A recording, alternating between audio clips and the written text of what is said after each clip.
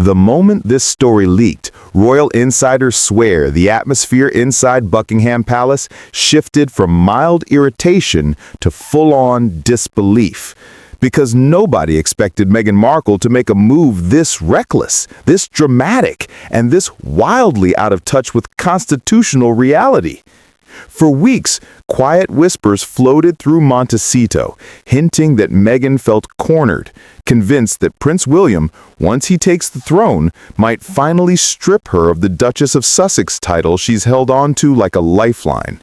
And instead of preparing for that moment with dignity or strategy, she allegedly went nuclear, threatening to take the future King of England to court as if royal titles were studio contracts she could renegotiate on a whim.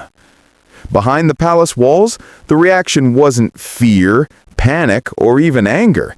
It was closer to stunned amusement, the kind you hear in private corridors when something is so absurd that people don't know whether to roll their eyes or burst out laughing. Because Meghan didn't just misunderstand the rules, she misread the entire power structure of the monarchy. She behaved as if her years in Hollywood, charity circuits, and media ventures somehow secured permanent ownership of a title that only exists because the crown permits it. That's not ambition, that's delusion, layered in entitlement. And legal experts wasted zero time pointing it out. What makes this even more unhinged is the timing. Everyone watched how King Charles removed Prince Andrew's titles with a single letter's patent, swift and clean, like cutting a thread that no longer belonged in the royal tapestry. That moment sent an unmistakable message about the monarchy's authority. But instead of learning from it, Meghan allegedly spiraled into panic mode, sprinting from lawyer to lawyer, searching for someone willing to validate a legal theory that doesn't just fail, it collapses before it even starts. British barristers didn't mince their words either. Some called the idea constitutionally impossible.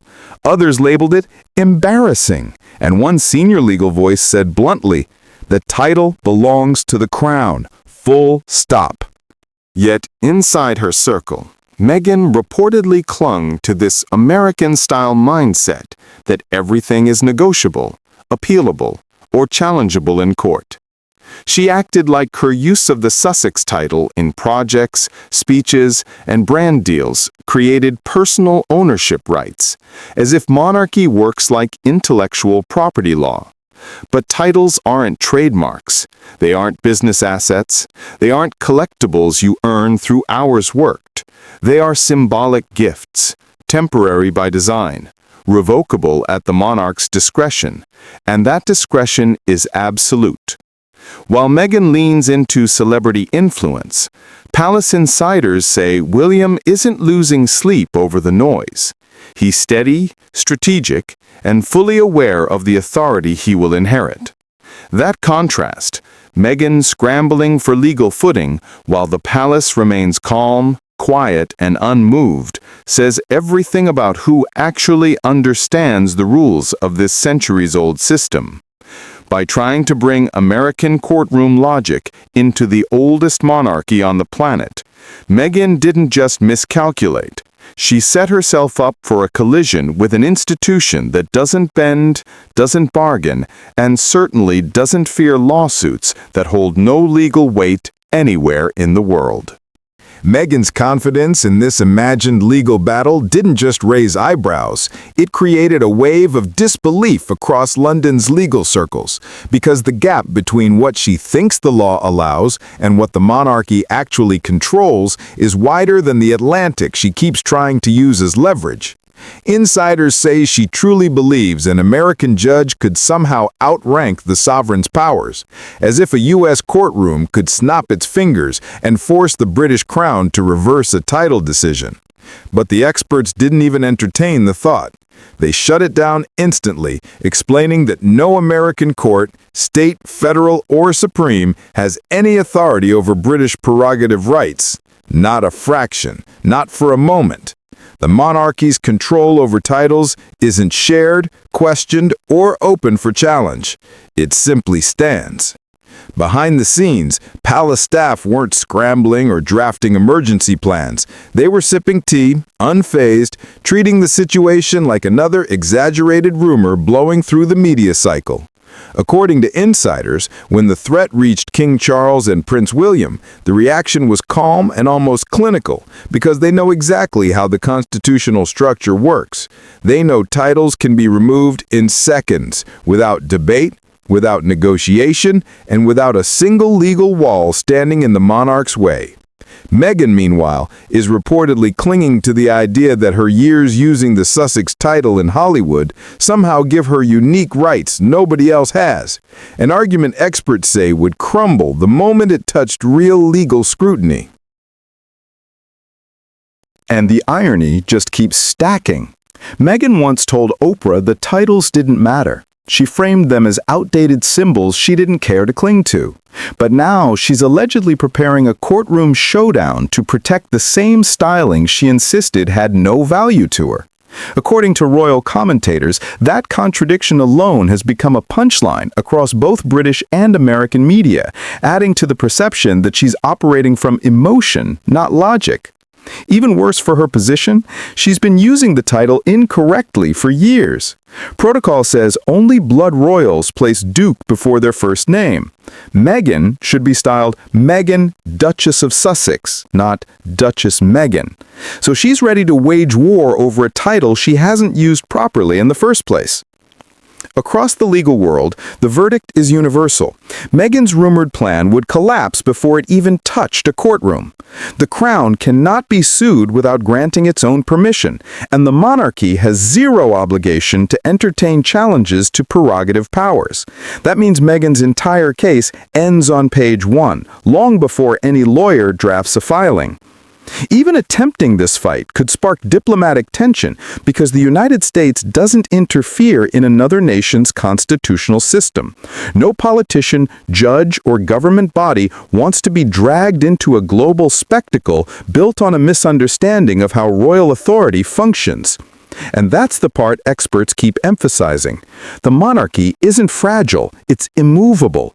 It survived wars, scandals, abdications, constitutional crises, and centuries of political storms. A Hollywood-driven legal threat doesn't even register as a challenge. The palace doesn't need to shout back, clap back, or defend itself.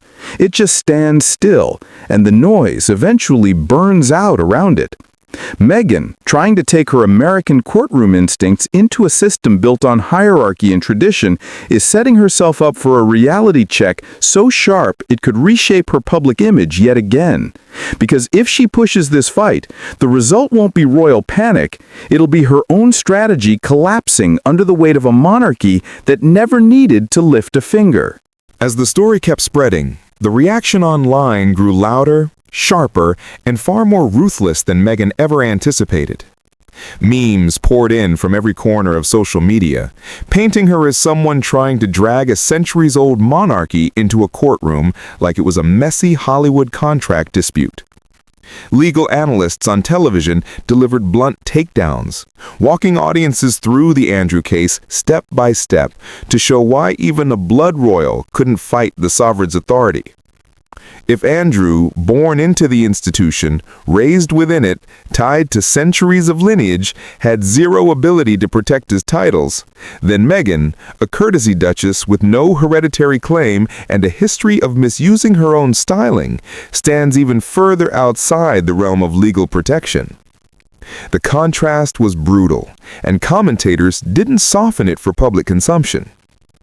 What made everything worse for her narrative was the calm, almost surgical precision of the palace's response. There were no emotional statements, no fiery press releases, no frantic royal aides running through hallways. Instead, the palace treated the entire situation like static noise, annoying, temporary, and ultimately irrelevant. The crown didn't need to argue because constitutional law spoke for it.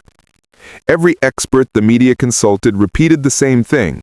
No foreign court can demand anything from a British monarch, no judge can overrule prerogative powers, and no lawsuit can even begin without royal consent. Meghan's rumored threat wasn't a legal challenge, it was a misunderstanding wrapped in ambition, boosted by advisors who either didn't know the rules or were too afraid to correct her. Inside her circle, advisors allegedly tried to steer her away from escalating the drama, warning her that the ridicule was growing and the palace would never bend. But according to insiders, Meghan interpreted the online chaos as proof of her influence, misreading laughter and criticism as signs that the monarchy felt threatened. It became a feedback loop fueled by misunderstanding, pushing her further toward a strategy that experts everywhere described as doomed before it even started. Meanwhile, palace insiders simply watched, noting every miscalculation and every public stumble with the detached patience of an institution that has outlasted far bigger storms. The breaking point arrived when legal scholars released detailed opinions explaining exactly why Meghan's plan lacked foundation. They broke down centuries of precedent, the mechanics of prerogative power, and the structural reality that royal titles are not personal assets.